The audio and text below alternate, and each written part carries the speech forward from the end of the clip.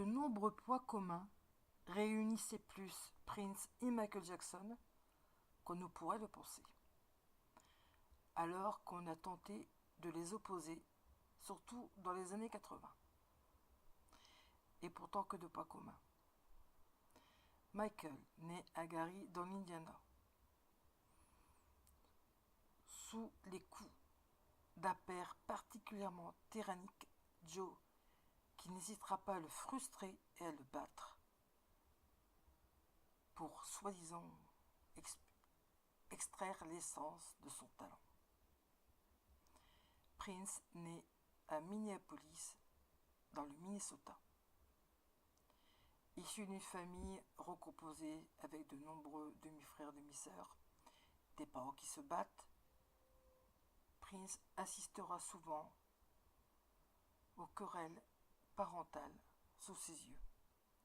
C'est d'ailleurs évoqué dans Purple Rain, qui est un quasi-biopic de Prince. Des autres points communs des deux artistes. Si Michael est né témoin de Jéhovah, pour Prince, ce sera sur un tard. Quand ils grandissent tous les deux, ils sont dans l'éternelle dualité de la sexualité et de leurs convictions religieuses. Tous les deux sont d'excellents performeurs, instrumentistes, showmen, sauf que Michael Jackson lui jouait de 27 instruments. Michael est complexé par son nez.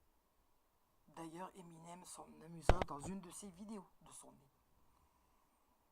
Il se blanchit la peau, alors que Prince est métisse, mais lui est complexé par sa petite taille, mais néanmoins c'est un excellent basketteur.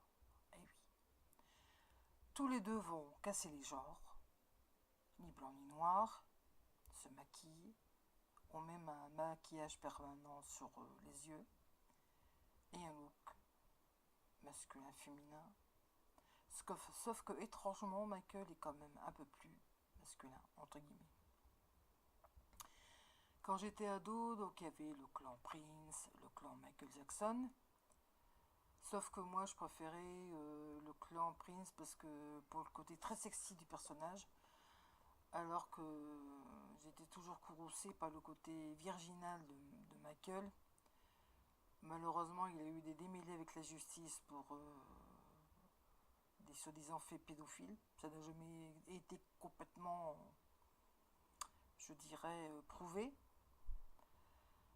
Au niveau santé, donc Michael, lors du tournage d'une vidéo pour la marque Pepsi, s'est brûlé la main. Comme il refusait les transfusions sanguines, voilà, et ça restera comme ça. Tandis que Prince, lui, à la suite d'une première opération de la hanche, s'est mis à prendre du Percocet, qui est un antalgique, alors que Michael marchait pas mal au propofol.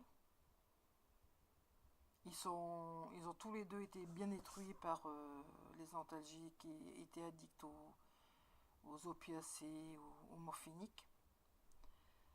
Comme autre passion commune, c'est celle pour la France, pour Paris, pour la musique classique. Grand fan de Bowie, du punk, du rock metal et de la new wave anglaise. J'ai appris par exemple que tous les deux aimaient Cocteau Twins, Thompson Twins, les Sex Pistols, Succès de The Benchies par exemple. Et autre pas commun, tous les deux se sont bien fait arnaquer par des managers. Voilà. J'ai terminé donc cette vidéo en espérant vous avoir donné un peu plus d'informations sur eux et aussi pour transmettre aux jeunes générations ces histoires de faire un peu plus connaissance et d'avoir un peu plus d'infos sur ces deux brillants artistes qui nous manqueront à jamais.